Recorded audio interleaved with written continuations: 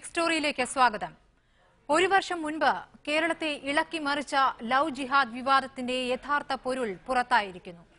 പ്രണയത്തിന് ഭീകരമുഖം നൽകി ഒരു മതവിഭാഗത്തെ സംശയത്തിന്റെ നിഴലിലാക്കുന്നതിന് പിന്നിൽ കളിച്ചത് ഹൈന്ദവ മത തീവ്രവാദികൾ.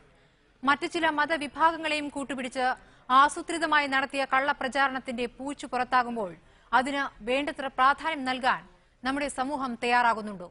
ലവ് ജിഹാദ് ആരോപണത്തിന് ഇരകളായവരുടെ മുറിവുകൾക്ക് ആര് മറുപടി നൽകും? ലവ് ജിഹാദ് കൊണ്ടാടിയ നാം ഓരോരുത്തരും മറുപടി നൽകേണ്ടതാണ്. ബിഗ് സ്റ്റോറി ചർച്ച ചെയ്യുന്നു ലവ് ജിഹാദിലെ രാഷ്ട്രീയം.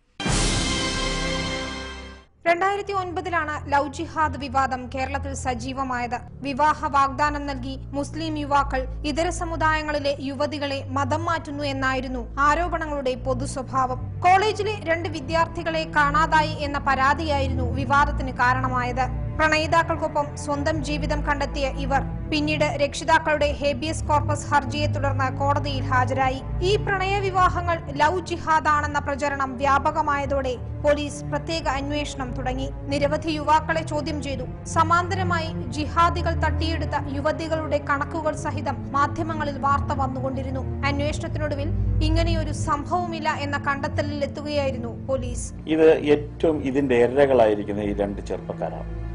അവരെപ്പറ്റി പറഞ്ഞ അപസർപ്പ നോവല് പോലെ എഴുതി പിടിപ്പിച്ച അവസാനം അവർക്ക് ഈ സമൂഹത്തിൽ ഇറങ്ങി നടക്കാൻ കഴിയാതെ, ഒരു വിവാഹം കഴിക്കാൻ കഴിയാതെ ഇന്ന് അവര് ബുദ്ധിമുട്ടുന്നത്.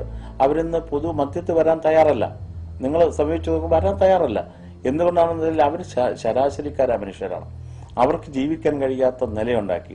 2009 കേസുകൾ അവസാനിച്ചിട്ടും ലവ് ജിഹാദ് പ്രചരണം ഇന്റർനെറ്റിൽ തുടർന്നു. ഇതിന്റെ ചുവട് പിടിച്ചു നടന്ന പുതിയ അന്വേഷണം ചെന്നെത്തിയത് hindujagrati.org എന്ന വെബ്സൈറ്റിൽ. ഒരു മതവിഭാഗത്തെ ലക്ഷ്യം വെച്ച് ഈ ഹൈന്ദവ തീവ്രവാദ വെബ്സൈറ്റാണ് ലവ് ജിഹാദിനെ കുറിച്ചുള്ള തുടർ പ്രചരണം നടത്തിയതെന്ന് പോലീസ് പറയുന്നു.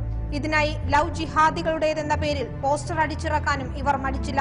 കർണാടകത്തിലെ ബീജാപൂരിൽ സർക്കാർ ഓഫീസിൽ പാക് പതാക ഉയർത്തിയത് ശ്രീരാമസേനക്കാരാണെന്ന് വ്യക്തമായതിനൊപ്പം തന്നെയാണ് ലവ് ജിഹാദിന്റെ പിന്നാമ്പുറവും വെളിപ്പെടുന്നത്. ഒരു സമുദായത്തെ പ്രതിക്കൂട്ടിൽ നിർത്താനുള്ള ആസൂത്രിത ശ്രമമെന്ന നിലയിൽ ഈ പ്രവൃത്തികളെ കാണേണ്ടി വരുന്നതും ഈ സാഹചര്യത്തിലാണ്. News desk reporter.